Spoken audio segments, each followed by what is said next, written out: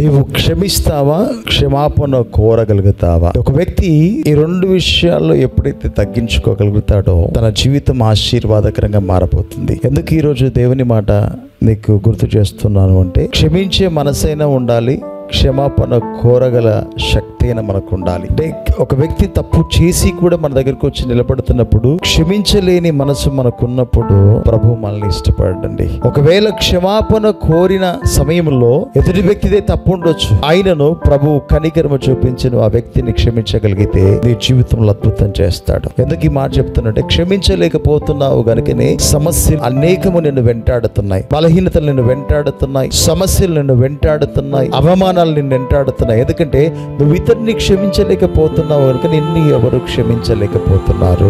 సూటిగా ఈ మాట నేను నీతో చెప్పాలని ఆశపడుతున్నాను. ఎవరి దరి నువ్వు నిలబడలేకపోతున్నావు కనుక నీ దరిలో ఎవరు నిలబడలేకపోతున్నారు. ఎవరితో నువ్వు ప్రేమతో ఉండలేకపోతున్నావు కనుక నీతో ఎవరు ప్రేమతో ఉండలేకపోతున్నారు. ఎందుకంటే యేసయ్య ఒక రోగిని చూసి 38 సంవత్సరాలుగా ఆ స్థలంలో ఉండి అదే స్థలంలో ఎవరైనా నాకు సహాయం చేస్తారా, ఎవరైనా నన్ను ఈ కోనేటిలో దించుతారా అని ఎన్నో సార్లు ప్రయత్నం చేసి ఉండొచ్చు, కానీ ఎవరైనా తనకు సహకరించలేదు. లేదా ఒకవేళ తాను ప్రయత్నం చేసిన 38 సంవత్సరాల కోనేటిలో ఎప్పుడో మునిగేవాడు, లేదా నీటిలో మునిగేవాడు, స్వస్థత పడేవాడు. అంటే తన స్వభావం ఎలా ఉంది అంటే, తను తన జీవితాన్ని మార్చుకోవాలనే ఆలోచన లేకపోతుంది, తను బాగుపడాలనే ఆలోచన తనకు రాలేకపోతుంది. కేవలం ఆ కోనేటి దగ్గర పరుపు దగ్గర తెలిసే ఒకరు వచ్చి నిలబడడం, వారికి ఆహారం ఇవ్వడం, ఆ భోజనం చేయడం, ఉండడం. 38 సంవత్సరాలు అలానే తన జీవితాన్ని అలా గడుస్తూనే ఉన్నాడు. మనం కూడా చాలా సార్లు మన బలహీనత ఏందో తెలుసు, మన సమస్య ఏందో తెలుసు, మన పరిస్థితి ఏందో తెలుసు, కానీ మనం అలానే జీవించడానికి ఇష్టపడతాం. దాని నుంచి బయటపడడానికి మాత్రం అస్సలు ప్రయత్నం చేయం. అలాంటి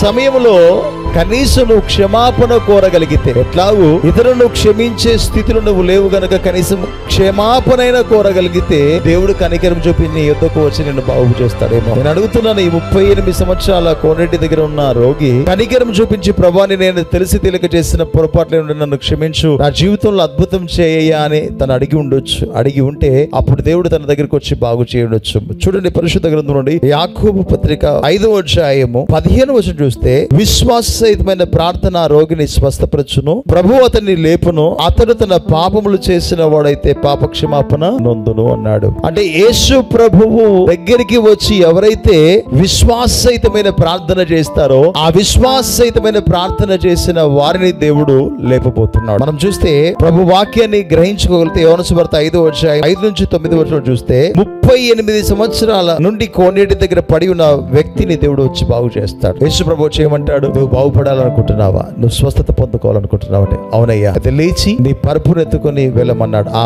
మాట ద్వారా 38 సంవత్సరాలుగా బాధపడుతున్న తాను స్వస్థపడి ఆయన లేచి తన పరుపును ఎత్తుకొని వెళ్ళిపోవడం మనం చూస్తున్నాం. అంటే ఇక్కడ విశ్వాస సహితమైన ప్రార్థన, అక్కడ దేవుని కార్యాన్ని మనం చూసాం. నేను కూడా మీతో చెప్తున్నాను, విశ్వాస సహితమైన ప్రార్థన ఎక్కడైతే ఉంటుందో అక్కడ క్షమాపణ ఉంటుంది, లేదా క్షమాపణ కోరే మనసు ఉంటుంది. ప్రభా, నేను తెలిసి తెలియక చేసిన ప్రతి పాపమును క్షమించమని ఎప్పుడైతే తను ప్రార్థన చేయగలిగాడో ఆ వ్యక్తి బాగు చేశాడు. నేను ధైర్యంగా చెప్పాలని ఆశపడుతున్నాను. 12 సంవత్సరాలుగా రక్తస్రావం కలిగిన స్త్రీ యేసు దగ్గరికి క్షమాపణ కోరుతుంది. తన మనసు, ప్రభు నన్ను దర్శిస్తే బాగుండేమో, ప్రభు నేను తాకితే స్వస్థపడతానేమో, ప్రభు నా జీవితంలో అద్భుతం చేస్తాడేమో అని చెప్పేసి ఆ గుంపులో యేసు ప్రభు దగ్గరికి వెళ్లి యేసయ్య వస్త్రాన్ని తాకి బాగుపడింది. అంటే ఆమె తెలుసుకోగలిగింది, దేవుని దగ్గరే మాత్రమే స్వస్థత ఉంది, ఆయన ఒక్కడు మాత్రమే నన్ను బాగు చేస్తాడు, ఆయన ఒక్కడు మాత్రమే నాకు విడుదల ప్రకటిస్తాడు అని ధైర్యంగా ఎదురు చూసి వెళ్లి యేసయ్య వస్త్రాన్ని తాకి బాగుపడింది. నేను కూడా చెప్తున్నాను, క్షమాపణ కోరలేకపోతున్నావు గనుక నువ్వు బాగుపడలేకపోతున్నావు. తగ్గించుకొని